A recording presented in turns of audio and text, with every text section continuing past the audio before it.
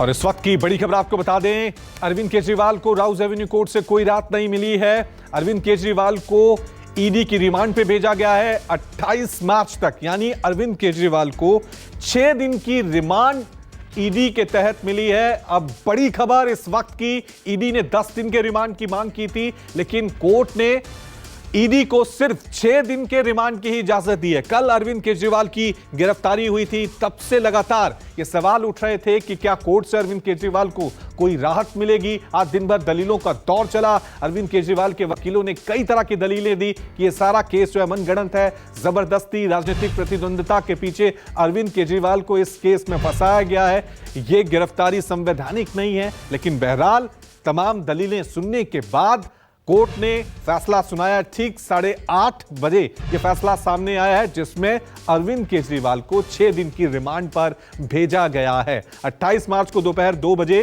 केजरीवाल की दोबारा कोर्ट में पेशी होगी। यानी ठीक ये वही पैटर्न, वही तरीका हमें देखने को मिल रहा है जिस तरह से मनीष सिसोदिया की रिमांड हुई थी, संजय सिंह की हुई थी, के कविता की हुई थी। मनीष सिसोदिया पिछले 13 महीने से दिल्ली शराब नीति मामले में जेल में है। संजय सिंह 6 महीने से इस मामले में जेल में चल रहे हैं। के कविता की हाल ही में गिरफ्तारी हुई है और अब इस दिल्ली शराब नीति मामले में सबसे बड़ा नाम अरविंद केजरीवाल को भी कोर्ट ने 6 दिन की रिमांड पर भेज दिया है।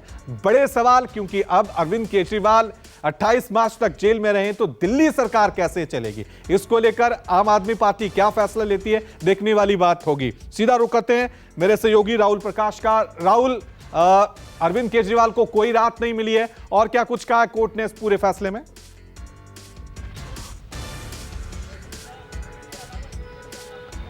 देखिए, जिस तरीके की तस्वीर थी साफ था। रिमांड जिस तरीके से 28 तारीख तक जो कस्टडी है उसमें ये कहा जा सकता है कि जो रिमांड कॉपी थी जिसके आधार पर रिमांड मांगी गई थी 10 दिन की, जो अब कहा जा रहा है 6 दिन की दी गई है। और जिस 6 दिन के वक्त में वो तमाम चीज़ों की कोशिश होगी कन्फ्रंट जो कराने की बात थी, या तमाम जो पुराने आरोपी थे, कहा जा रहा है कि जिनको गिरफ्तार ईडी कर चुकी है उनसे पूछताछ करानी है।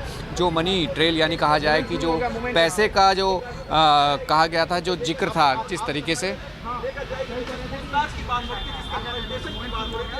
जी राहुल, बोलिए बोलिए, आपकी आवाज आ रही है? ठीक है, तो राहुल से हम दोबारा संपर्क साधने की कोशिश करेंगे। तो इस वक्त की जो बड़ी खबर सामने आ रही है वो आपकी टीवी स्क्रीन पर, अरविंद केजरीवाल को 6 दिन की ईडी रिमांड पर भेजा गया है राउज एवेन्यू कोर्ट ने। पर जज साहिबा ने सारी चीज़ कंसीडर करके 6 दिन का रिमांड दिया है और अब वो 28 तारीख को यहाँ पेश होंगे दोबारा 2 बजे। क्या कुछ और ग्राउंड रखा गया और क्या कुछ? देखिए, उनकी तरफ से कहा गया कि जो पैसा गोवा में इस्तेमाल हुआ है वो इल गॉटन मनी थी और उनके पास कुछ ऐसे गवाहों के, जो उन्होंने कहा, बयान हैं जिससे पता चलता है कि उनको कैश की डिलीवरी हुई है। परंतु हमारी तरफ से जो वकील साहिबान थे उन्होंने कहा कि इसमें कहीं भी अरविंद केजरीवाल जी का ना पहले कभी नाम था, ना आज के दिन का नाम है, और जिन गवाहों के बयान ईडी ने रिकॉर्ड किए हैं उनमें भी उनका नाम कहीं नहीं है। ऐसे में उनकी कस्टोडियल इंटरोगेशन बनती नहीं है और हमने उसको अपोज किया था। पर अब 6 दिन का चूँकि रिमांड हो गया है, जज साहब ने कर दिया है, इसलिए अब वो 28 तारीख को यहाँ पेश होंगे। ठीक है, एक सेकंड हमारे साथ। और ये सीधे तस्वीरें कोर्ट के अंदर की तस्वीरें हम आपको दिखा रहे हैं, क्योंकि अरविंद केजरीवाल को 6 दिन की रिमांड पे भेजा गया है। वहां पर अरविंद केजरीवाल कुछ बोल पाते हैं, कोई बयान सामने आता है, देखने वाली बात होगी। आज सुबह जब अरविंद केजरीवाल की इसी तरह की तस्वीरें सामने आई थी तो उन्होंने कहा था कि मेरा पूरा जीवन जो है देश को समर्पित है, यही एक लाइन है। अभी क्या होगा, क्योंकि अभी अरविंद केजरीवाल को कोर्ट से किसी तरह से कोई राहत नहीं मिली है। ठीक ये वही पैटर्न देखने को मिल रहा है जो मनीष सिसोदिया, जब उनकी जमानत की याचिका लगाई गई थी, उनको भी रिमांड दिया गया था। पिछले 13 महीने से वो जेल में चल रहे हैं। और ये तस्वीरें देखिए, ये तस्वीरें सीधे ईडी कोर्ट से हम आपको दिखा रहे हैं। ईडी के अधिकारी जो है अरविंद केजरीवाल को वहां पे देखिए ले जाते हुए साफ तौर से नजर आ रहे हैं। यानी अरविंद केजरीवाल की मुश्किलें यहां पर कम होने का नाम नहीं ले रही हैं। कल अरविंद केजरीवाल की दिल्ली शराब नीति मामले में गिरफ्तारी हुई थी। आज कोर्ट में ईडी की तरफ से अरविंद केजरीवाल को पेश किया गया और अब ये तस्वीरें राउज एवेन्यू कोर्ट की हम आपको दिखा रहे हैं, जहां से ईडी के तमाम अधिकारी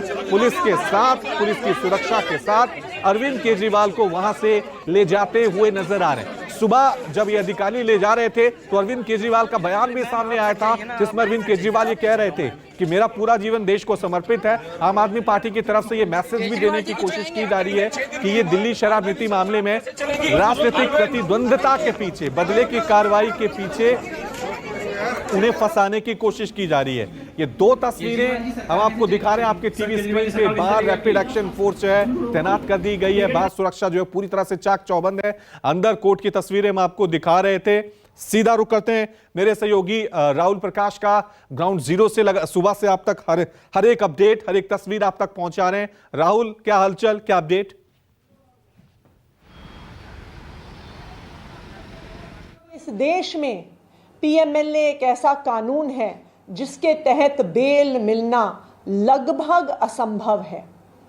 हमने देखा है कि किस तरह एक के बाद एक विपक्ष के सारे नेताओं पर ईडी के माध्यम से पीएमएलए पर केस करवाए जाते हैं। क्यों? क्योंकि आज भारतीय जनता पार्टी ईडी के माध्यम से चुनाव को जीतना चाहती है। आज भारतीय जनता पार्टी ईडी के पीछे छिपकर चुनाव लड़ने की कोशिश कर रही है। इसका एक उदाहरण हमने मात्र 1 घंटे पहले देखा कि भारतीय जनता पार्टी का मीडिया सेल ईडी द्वारा जमा की गई रिमांड एप्लीकेशन को सारे मीडिया चैनल्स को भेजता है, जैसे कि ED enforcement directorate Bharatiya Janata party का कोई संगठन का हिस्सा है जो भारतीय जनता पार्टी उनकी प्रेस रिलीज इशू कर रहा है।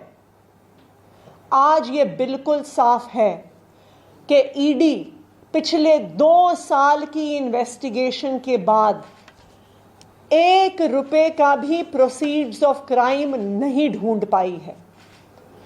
2 साल की इन्वेस्टिगेशन, 500 से ज्यादा अफसर, हजारों रेड्स, लेकिन आम आदमी पार्टी के किसी भी नेता के पास, किसी भी मंत्री के पास 1 रुपए भी प्रोसीड्स ऑफ क्राइम नहीं मिले हैं।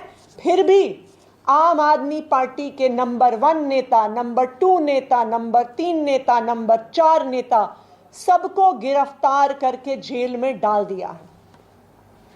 जो ईडी का सारा केस है वो कैसे बना है? ईडी ने जो अपनी एप्लीकेशन जमा करी है वो सिर्फ और सिर्फ ऐसे गवाहों के बयान के आधार पर है जो डराकर, धमकाकर उनसे लिए गए हैं। इसका प्रमुख उदाहरण राघव मगुंटा 16 सितंबर को बयान देते हैं कि वो दिनेश अरोड़ा को नहीं जानते, अरुण पिल्लई को नहीं जानते, विजय नायर को नहीं जानते, आम आदमी पार्टी के किसी नेता को नहीं जानते। उसके बाद 10 फरवरी को राघव मगुंटा को अरेस्ट कर लिया जाता है। अरेस्ट करने के बाद उन पर दबाव बनाया जाता है और उसके कुछ ही दिनों बाद वो अपना बयान पलट लेते हैं और कहते हैं कि हमने 25 करोड़ रुपए दिए। गया कि अरविंद केजरीवाल द्वारा चिन्हित विजय नायर के सौजन्य से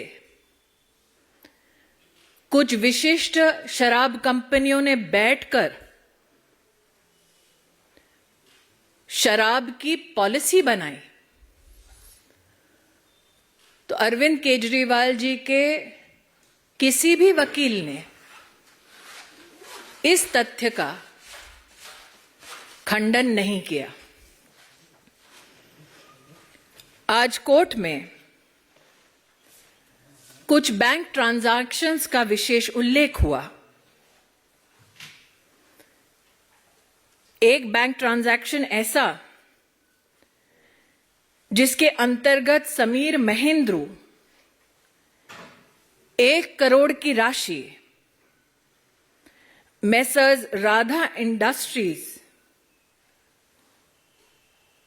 में ट्रांसफर करते हैं। दूसरा,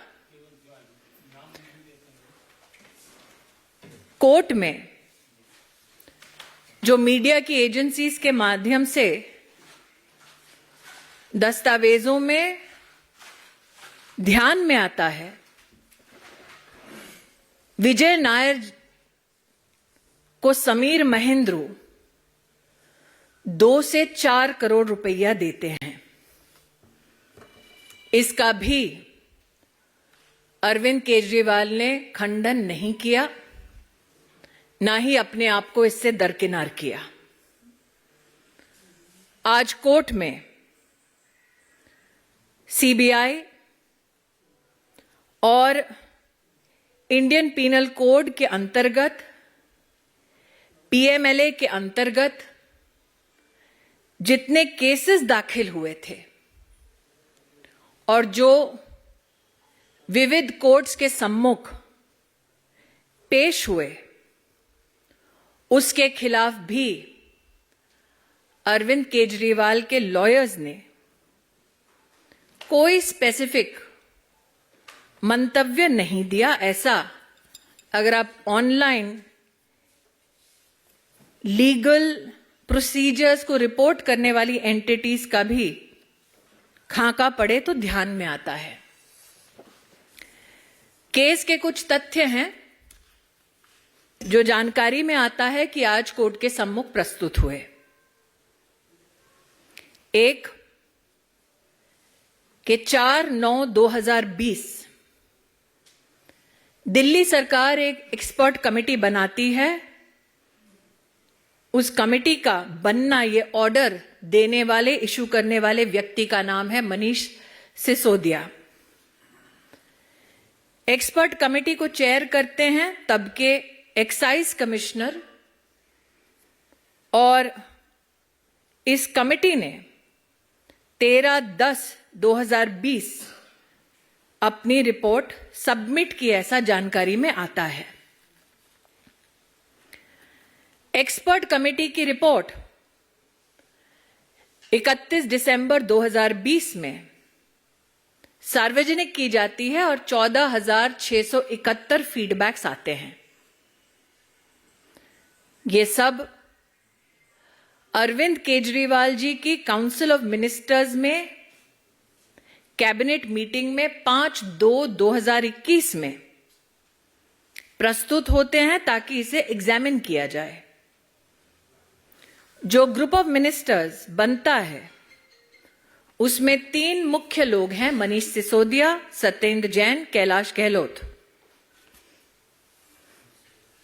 मैं आपका ध्यान आकृष्ट करना चाहूंगी कि जो कोर्ट के सम्मुख दस्तावेज प्रस्तुत हुए हैं उसमें यह साफ इंगित है कि इन दस्तावेजों में बिना किसी कारण क्लैरिफिकेशन और मॉडिफिकेशन किया जाता है। बदला हुआ यह दस्तावेज दोबारा जनता के सम्मुख कभी प्रस्तुत नहीं होता। कुछ तथ्य ऐसे जिनसे अरविंद केजरीवाल जी ने आज कोर्ट में अपने लॉयर्स के माध्यम से एक बार भी अपने आप को दरकिनार नहीं किया। एक, मनीष सिसोदिया के अपने सेक्रेटरी ने 7 दिसंबर 2022 में ये कबूल किया कि मनीष सिसोदिया ने सी अरविंद नामक उस सेक्रेटरी को केजरीवाल के घर बुलाया